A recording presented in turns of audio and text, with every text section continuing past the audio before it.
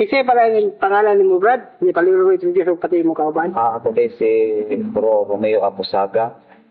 Kami akong kauban si Kent Jan Apusaga, ako pinamangkuran. Ang kamatulangan, si Carl Emmanuel Apusaga. Ang akong pinanggang asawa, si Sis Arlene Apusaga. Pila na mo katuig diri sa Durasyon Nocturna, Pilipina? Mga kami pong 2023, mga 1 year and 6 months kami. Kisa nag-ibita sa inyo sa Durasyon Nocturna, Pilipina? Ang naimbitar sa MOA, nga mong bro na si Brad Larry at Bislaw. Kaya kato nga time, pandemic time to siya.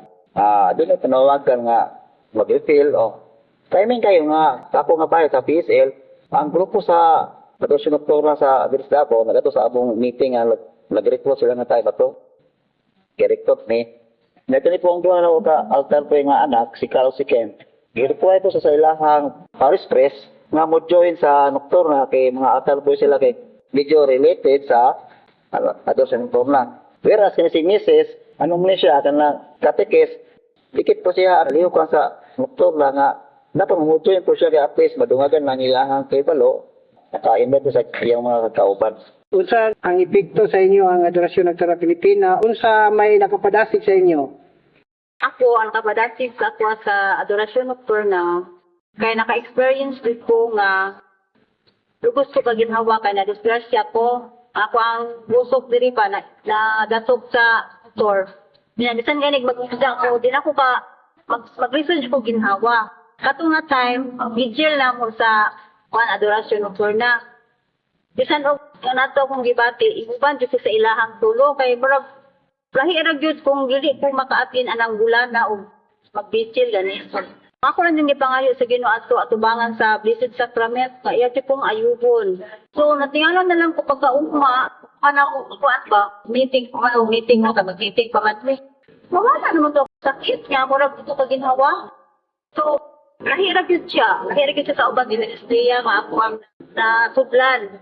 Sa ako lang po no, ginahan po kay kanang prayer gid ang iyang mga ginabuhat. And napoy time nga kanang pag dili ko makapil sa isa ka vigil sa ka bulan pag may meeting or may kulang sa kung ano dapat ana pag nakadira sa tubangan gid sa Blessed Sacrament ng kanang team prayer pala dali lang kayo dugod pa and isa pa nga kanang sa Adorasyon Nocturna na may mga recollection mga reading no kapil ko yung ana may mga speaker ni mga talk maka high knowledge about sa mass sa Eucharist nya ako as a youth sa kaning sa Kristan ang nakapadasig sa ko nga mag-pilog Nocturna kay tungod tong pamilya nya kanang kung ug dagan jud mga kaila po dira sa Adorasyon Nocturna kanang mag-serve kanang first sa third day of the month kung giimbita mo din apagay na mag-apilog ug adorasyon yung moto nag-appeal mi na ang nakapadasig po ko puti ng taga-adorasyon nagasuporta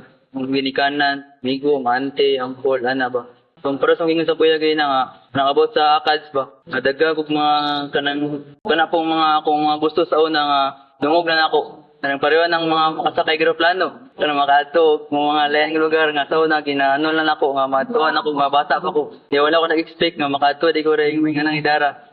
Nadasay ko na ito ang iyong mga pag-ampo sa lang kaayo no? Adunay solemnity sa sa iyang session.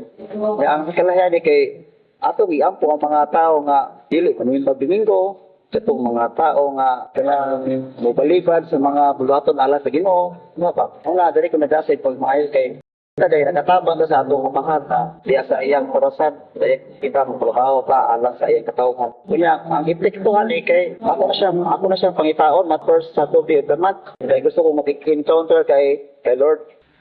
The Lord be adored Forever!